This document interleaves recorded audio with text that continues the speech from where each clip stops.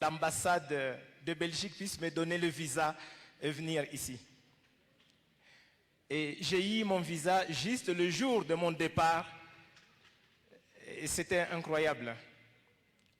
Quand on va venir assister à un grand forum sur la migration et que le visa pose problème, cela démontre la gravité de ces problèmes migratoires. Donc voilà comment l'Afrique a été partagée. Et malheureusement, dans toutes nos constitutions, on parle de l'intangibilité des frontières. C'est-à-dire, on garde les frontières de la colonisation. Alors que ce sont des frontières qui nous posent de sérieux problèmes.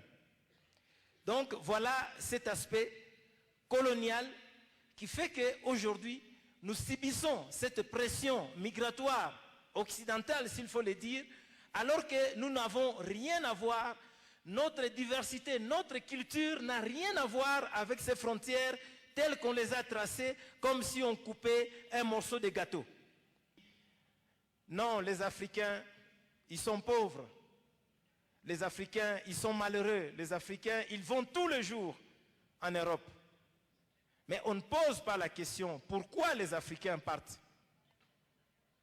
Pourquoi les Africains partent? Non, les Africains, il faut les retourner chez eux.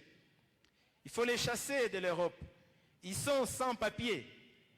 Bon, moi personnellement, je suis d'accord qu'on chasse les Africains de l'Europe. Je suis d'accord. Mais pourquoi aussi on ne peut pas chasser toutes les ressources de l'Afrique qui ont enrichi l'Europe? Si l'Europe peut dire, la France dit, voilà, ça, j'ai construit avec l'uranium du Niger. La France dit, par exemple, ça, j'ai construit avec les cafés et les cacao qui est venu de la Côte d'Ivoire. La France dit, j'ai construit ça avec l'or qui est venu du Mali.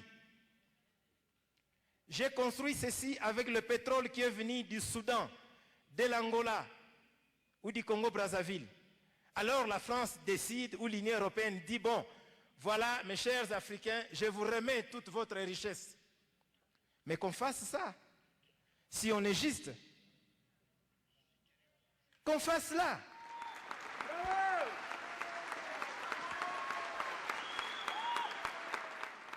En Afrique, on a besoin de tous ceux qui ont des têtes, des bons techniciens, des médecins, des infirmiers.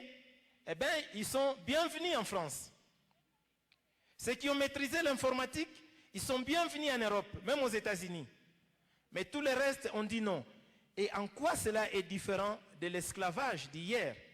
Malheureusement, on continue à violer les femmes, on continue à piller tous les minéraux pour aller faire le coltan. Donc la guerre dans beaucoup de pays d'Afrique, ce que je voulais dire ici, ce n'est pas un problème des Africains seulement, mais c'est un problème du capitalisme qui veut piller les ressources naturelles.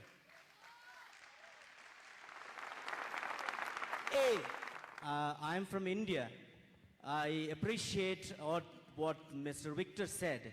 It's exactly the same thing that's going on in India as well. Though India is seen as a country which is developing, economically growing, the GDP is growing, a market is growing, and yet exactly the same thing happening in India to the people, especially the indigenous population in central India. What we should do as the developing nations are people who are oppressed. Qu'est-ce que nous devons faire? Mais nous dites que nous sommes des intellectuels. Et chez nous, au Congo même, on appelle les personnes docteurs, ingénieurs, maîtres, techniciens.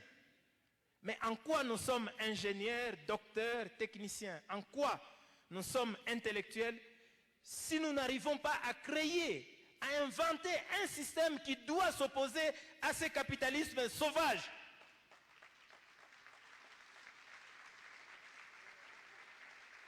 Voilà le travail que nous devons faire. Ça fait des larmes aux yeux quand on en parle. Mais passons à l'action. On a fait beaucoup de discours. Est-ce qu'on continuera à faire des discours sans action.